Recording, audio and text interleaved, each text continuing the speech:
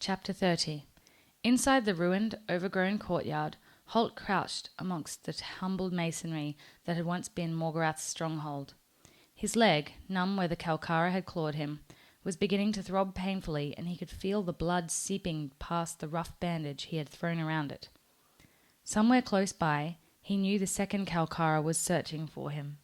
He heard its shuffling movements from time to time, and once even its rasping breath as it moved close to his hiding place between the two fallen sections of wall. It was only a matter of time before it found him, he knew, and when that happened, he was finished. He was wounded and unarmed. His bow was gone, smashed in that first terrifying charge when he had fired arrow after arrow into the first of the two monsters. He knew the power of his bow and the penetrative qualities of his razor-sharp, heavy arrowheads. He couldn't believe that the monster had continued to absorb that hail of arrows and still come on, seemingly undaunted. By the time it faltered, it was already too late for Holt to turn his attention to its companion. The second Kalkara was almost upon him, its massive, taloned paw smashing the bow from his grasp, so that he barely had time to scramble for safety onto the ruined wall. As it clawed its way after him, he had drawn his sax knife and struck at the terrible head. But the beast was too fast for him, and the heavy knife glanced off one of its armoured forearms.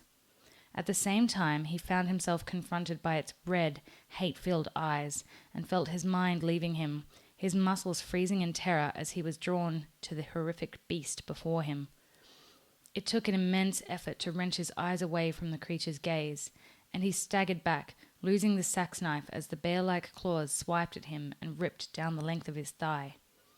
Then he had run, unarmed and bleeding, trusting to the maze-like confusion of the ruins to evade the monster behind him. He had sensed the change in the Kalkara's movements around late afternoon. Their steady and previously undeviating path to the northeast suddenly changed as the two beasts abruptly separated, each turning through 90 degrees and moving in different directions into the forest that surrounded them. Their trails, up until then so easy to follow, also showed signs of concealment, so that only a tracker as skilled as a ranger would have been able to follow them. For the first time in years, Holt felt a cold stone of fear in his belly as he realized that the Kalkara were now hunting him. The ruins were close by, and he elected to make a stand there rather than in the woods.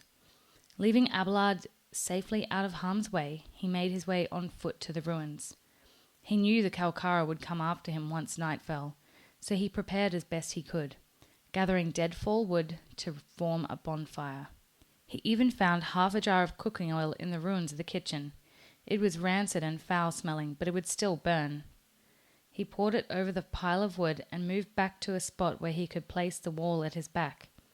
He had fashioned a supply of torches and kept them burning as darkness fell, and he waited for the implacable killers to come for him. He sensed them before he saw them. Then he made out the two shambling forms, darker patches against the darkness of the trees.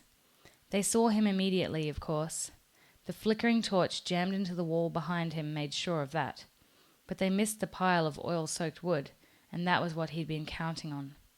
As they screamed their hunting cries, he tossed the burning torch into the pile, and the flames leapt up instantly, flaring yellow in the darkness. For a moment, the beasts hesitated. Fire was their one nemesis. But they saw the ranger was nowhere near the flames, and they came on, straight into the hail of arrows that Holt had met them with. If they'd had another 100 meters to cover, he might have managed to stop them both. He still had over a dozen arrows in his quiver. But time and distance were against him, and he had barely escaped with his life. Now, he huddled beneath two pieces of masonry that formed an A-shaped refuge, hidden in a shallow indentation in the ground, his cloak concealing him, as it had for years. His only hope now was that Will would arrive with Harold and Rodney. If he could evade the creature until help came, he might have a chance. He tried not to think of the other possibility, that Gillen would arrive before them, alone and armed only with his bow and sword. Now that he had seen the Kalkara close up, Holt knew that one man had little chance of standing against one. If Gillen arrived before the knights, he and Holt would both die here. The creature was quartering the old courtyard now, like a hunting dog in search of game, adopting a methodical search pattern, back and forth, examining every space, every cranny, every possible hiding place. This time, he knew, it would find him. His hand touched the hilt of his small throwing knife, the only weapon left to him. It would be a puny, almost useless defense, but it was all he had left. Then he heard it, the unmistakable heavy drumming of battle horses' hooves. He looked up, watching the Kalkara through a small gap between the rocks that concealed him. It had heard them too. It was standing erect, its face turned towards the sound outside the ruined walls. The horses stopped, and he heard the ringing scream of the mortally wounded Kalkara outside as it challenged these new enemies. The hoofbeats rose again, gaining speed and momentum. Then there was a scream and a gigantic red flash that towered for a moment into the sky. Dimly, Holt reasoned that the first Kalkara must have been thrust into the fire. He began to inch back, wriggling out of his hiding place. Perhaps he could outflank the remaining Kalkara, moving to the side and scaling the wall before it noticed him. The chances seemed good. Its attention was drawn now to whatever was happening outside. But even as he had the thought, he realized it was no option. Though the Kalkara had apparently forgotten him for the moment, it was moving stealthily towards the tumbled masonry that formed a rough stairway to the top of the wall. In a few more minutes, it would be in position to drop on his unsuspecting friends on the other side, taking them by surprise. He had to stop it. Holt was clear of the hiding place now, the small knife sliding free of the sheath almost of its own volition as he ran across the courtyard, dodging and weaving among the scattered rubble. The Kalkara heard him before he had gone 6 paces, and it turned back on him, terrifying in its silence as it loped, ape-like, to cut him off before he could warn his friends. Holt stopped suddenly, stock still, eyes locked on the shambling figure coming at him. In another few meters, its hypnotic gaze would seize control of his mind. He felt the irresistible urge to look into those red eyes growing stronger. Then he closed his own eyes, his brow furrowed in fierce concentration, and brought his knife hand up, back and forward in one smooth, instinctive memory throw, seeing the target moving in his mind's eye, mentally aligning the throw and the spin of the knife to the point in space where knife and target would arrive simultaneously. Only a ranger could have made that throw, and only one of a handful of them. It took the Kalkara in its right eye, and the beast screamed in pain and fury as it stopped to clutch at the sudden lance of agony that began in its eye and seared all the way to the pain sensors in its brain. Then Holt was running past it for the wall, scrambling up the rocks. Will saw him as a shadowy figure as he scrambled onto the top of the ruined wall. But, shadowy or not, there was something unmistakable about it. "Halt!" he cried, pointing so that the 2 knights saw him as well. All 3 of them saw the ranger pause, look back, and hesitate. Then a huge shape began to appear a few meters behind him as the Kalkara, whose wound was painful but nowhere near mortal, came after him. Baron Arold went to remount. Then, realizing that no horse could pick its way through the tumble of rocks and masonry beside the wall, he dragged his huge broadsword from its saddle scabbard and ran towards the ruins. "Get back, Will!" he shouted as he advanced, and Will nervously edged Tug back to the fringe of the trees. On the wall, Holt heard the shout and saw Arold running forward. Sir Rodney was close behind him, a huge battle-axe whirring in circles around his head. "Jump, Holt! Jump!" the Baron shouted, and Holt needed no further invitation. He leapt the 3 meters from the wall, rolling to break his fall as he landed. Then he was up on his feet, running awkwardly to meet the 2 knights as the wound in his leg reopened. Will watched, his heart in his mouth, as Holt ran towards the 2 knights. The Kalkara hesitated a moment, then, screaming a blood-curdling challenge, it leapt after him. But, whereas Holt had rolled to recover, the Kalkara simply transformed the 3-meter drop into a huge bounding leap, its unbelievably powerful rear legs driving it up and forward, covering the ground between it and Holt in that one movement. The massive arm swung, catching Holt a glancing blow and sending him rolling forward, unconscious. But the beast had no time to finish him off, as Baron Arold stepped up to meet it, the broadsword humming in a deadly arc for its neck. The Kalkara was wickedly fast, and it ducked the killing blow, then slammed its talons into Arold's exposed back before he could recover from the stroke.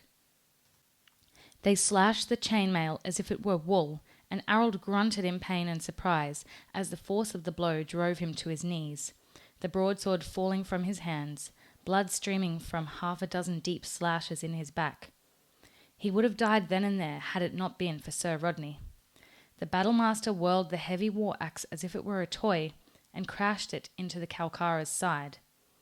The armour of wax-matted hair protected the beast, but the sheer force of the blow staggered it so that it reeled back from the knight, screaming in fury and frustration. Sir Rodney advanced, placing himself protectively between the Kalkara and the prone figures of Holt and the Baron, his feet set, the axe drawing back for another crushing blow.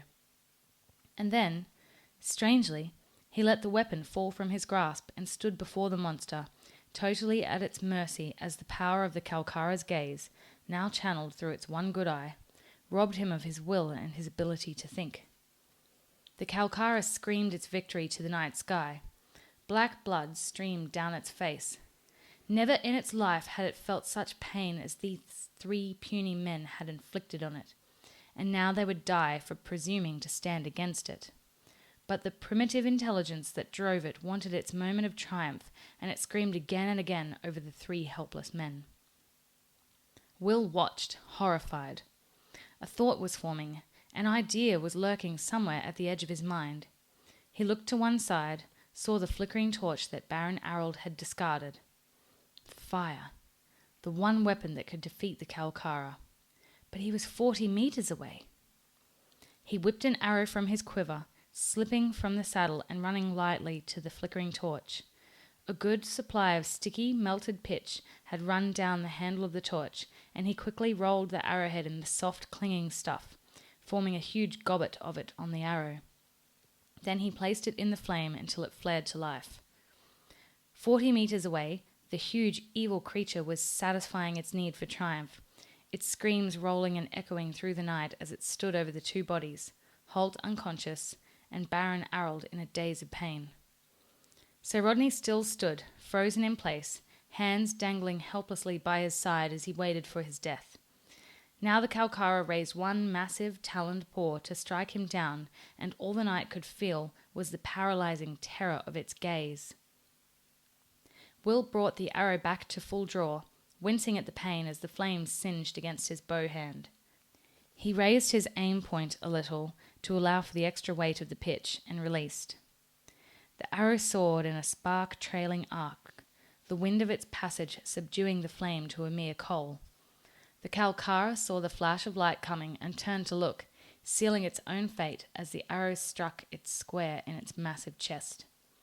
It barely penetrated into the hard, scale-like hair, but as the arrow came to a halt, the little flame flared again, the bonding material in the hair around it caught, and the flame began to spread with incredible speed. Now the Kalkara's screams had terror in them as it felt the touch of fire, the one thing in life it feared. The monster beat at the flames on its chest with its paws, but that served only to spread the fire to its arms. There was a sudden rush of red flame, and in seconds the Kalkara was engulfed, burning from head to toe, rushing blindly in circles in a vain attempt to escape. The screams were non-stop, piercing, reaching higher and higher into a scale of agony that the mind could barely comprehend as the rush of flames grew fiercer with each second. And then the screaming stopped, and the creature was dead.